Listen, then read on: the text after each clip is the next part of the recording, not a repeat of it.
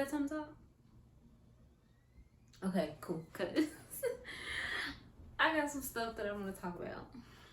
You are a work of art created by God. Lovebug. It's been a week. It's been a week. And I wasn't even sure if I was going to really even talk to you this week or even share this particular piece of life that happened to me this week. But I understand that, like, I don't just go through life for me. I go through life for other people as well. And though it's a piece of life that I'm not the biggest fan of, I understand it a bit more now. And so this week was a very trying and difficult week. Prior to the holidays, an opportunity had presented itself. And the more that I looked into this opportunity, the more that I wanted to pursue it. However, be careful what you pray, right? Because I began to pray, Lord, if this is what you have for me, then it's what you have for me. But if it's not what you have for me, then I don't want it. Because if your grace is not there, then I know that it will kill me. Because your grace is going to be what sustains me in any space in my life, right? And so it kept seeming as though it might pan through, right? Like, oh, okay, this might be, right? And if you when we talked last week and I was telling you about how I felt like I was beginning to see some light at the end of the tunnel, that was part of what I was talking about, right? This opportunity was something that I felt like I was beginning to see light at the end of the tunnel. And even when it first presented itself, I remember being in the car being like, okay, God, I don't know if this is what you have for me or if this is just your way of showing me that you are listening and that you are still working on my behalf. And in hindsight, I think it was definitely more so of, I'm just showing you that I'm listening and that I'm working on your behalf and that an opportunity of this magnitude can still come your way. And so I began to dive into the opportunity a bit more, learn more, explore more, weigh options, things of that sort. And this week, I got news that the opportunity had fell through. And baby, your girl was crushed. It was crushed because this opportunity would have opened the door for me to have the ability to do some of the things that I've been really wanting to do and tap into some other things and other experiences and take my life in a different direction. And when it fell through, I was disappointed. And I mean, tears streaming down your face, nose running with snot, kind of disappointed. And I couldn't get why I had gotten so far in the process only for it to fall through. And there were specific parts of the process that I had told God, like, okay, if this is not what you have for me, don't even let these parts of the process happen. And they happened. And so in my mind, I'm like, okay, this must be what you have for me. And so when it fell through, I was mad disappointed. I was very disappointed. And I had a moment where I just sat with God and I was crying, like boo-hoo, bawling, eyes are red, kind of crying. And when I got the news, I was at work. So I had moments throughout the day where I had to deal with work stuff. And so then once I was able to kind of finish my work day and I settled in the moment and I sat in, oh my gosh, like I'm actually disappointed. Like I'm sad that this opportunity fell through. Like I didn't realize just how excited I was for the opportunity until it fell through. And I'll go a step further. The opportunity falling through felt like everything that was supposed to come with this opportunity was gonna fall through too. All the things that I thought that this opportunity would afford me and open the door to me, open the door for me to have. I thought that, you know, that was falling through too. That's how it began to feel. And it put me back into a dark space, if I'm honest, because it felt like this opportunity was the moment where I was gonna have my light at the end of the tunnel. Like it felt like the light at the end of the tunnel, and then it put me back into a dark place, and that was a very, very, very difficult thing to deal with. And so when I was finally done with work and I had a moment to kind of just sit with God, I was like, why? Like, why? And he didn't answer that. He literally just, I heard him say, I got you. I've always had you. I just need to know that you're going to trust me to get you through. And I said, okay. And I told him, I called God Daddy, and I was like, Daddy, I'm disappointed. And immediately what I felt was, my humanity does not faze him. Like, my humanity does not bother him. It does not disturb him. It does not interrupt him in any way, shape, or form. In the sense of, not to say he doesn't care about my humanity, but to say that he's not bothered by it. You know what I'm saying? Like, am I making sense? Like, it's like, he understands that I have thoughts, feelings, and emotions because he gave me those thoughts, feelings, and emotions. Like, he created me. Like, the Bible tells us that he knitted us in our mother's womb, right? So he knows me better than even I know myself. And so he knew that this moment would disappoint me. And so he's not fazed by the fact that I'm disappointed. Like, he allows me to sit in the fact that I'm disappointed. And he allows me the opportunity to share that with him and to be vulnerable and saying, okay, Daddy, I'm disappointed.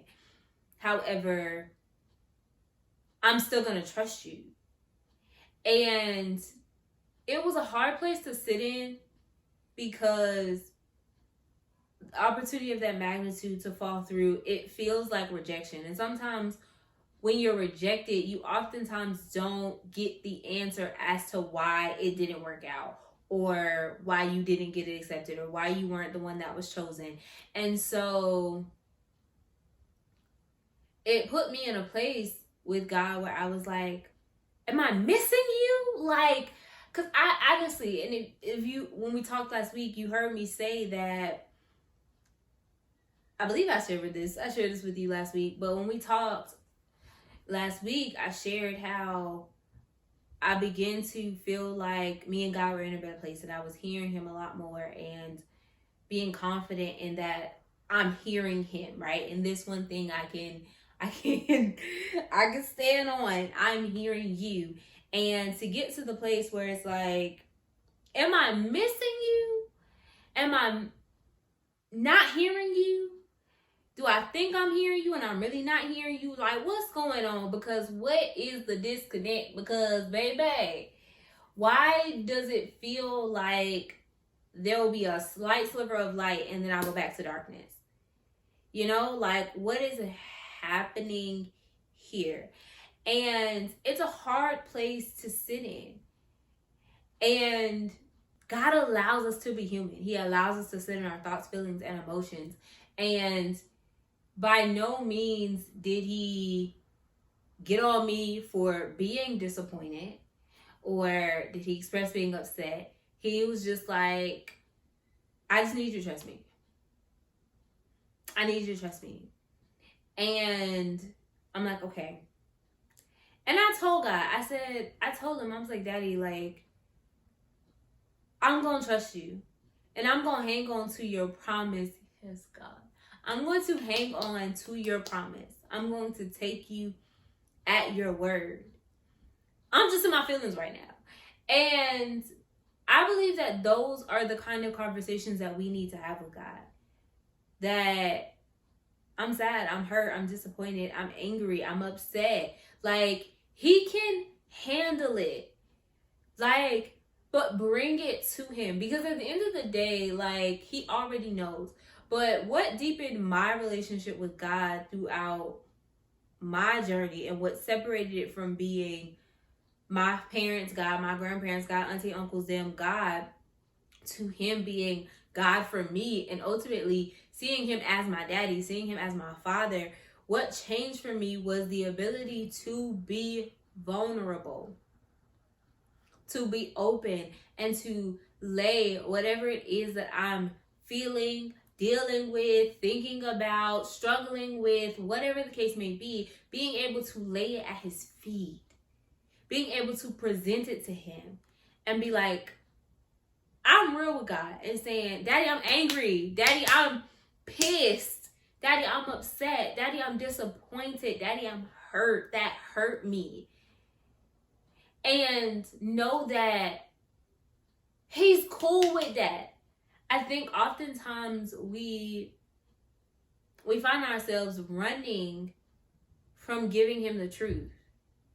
Or we feel the need to not say it because we feel that he already knows. And what I do personally, and I'm not saying that you have to do this, but what I do is I give it to him. I tell him, because I know personally vulnerability is something that I deal with.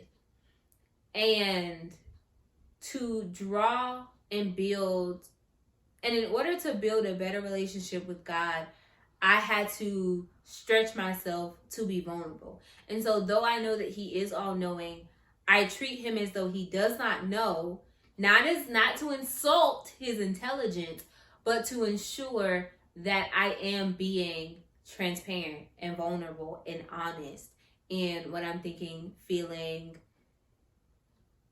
or going through.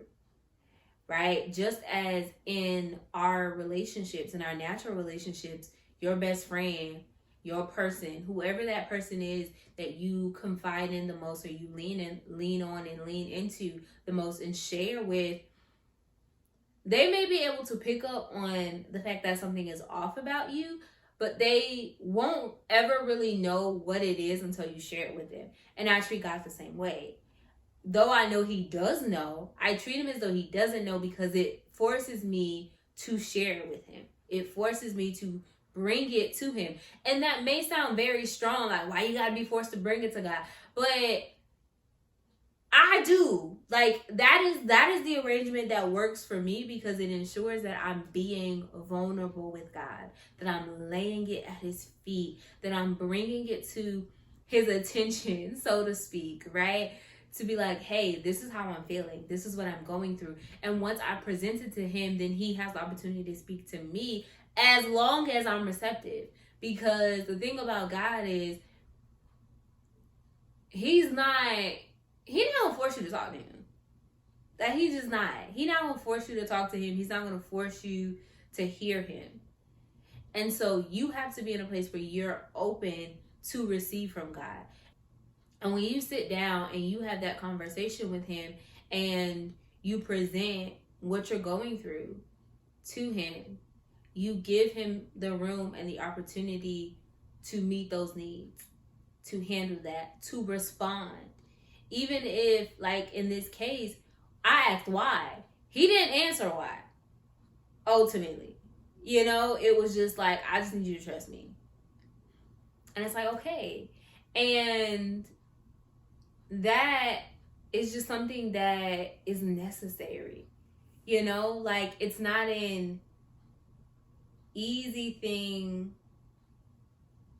to sit with, but it's something that's necessary. I want you to be encouraged that if you feel rejected or overlooked or as though you're not good enough, because I went through all that this week, mentally and emotionally, right? Be ye reminded that he always sees you and that you matter to him. And what I had to sit in is, I learned this years ago, but I think it was definitely a lesson that had to be brought back to my remembrance this week. Rejection is God's protection. And though it does not feel good, it's necessary.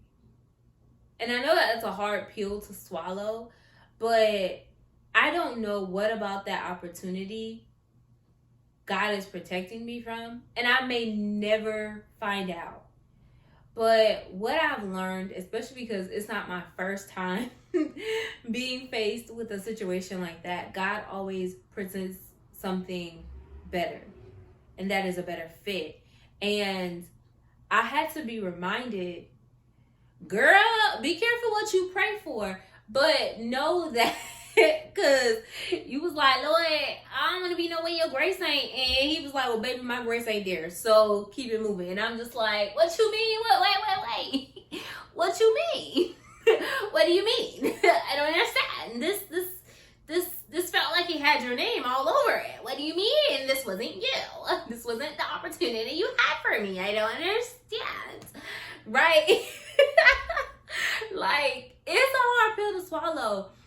But I have to stand firm in this one thing.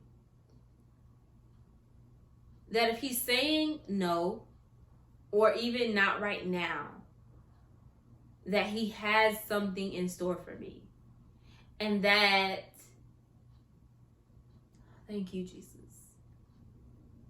I literally hear him saying, like, even in the darkness, you are not alone.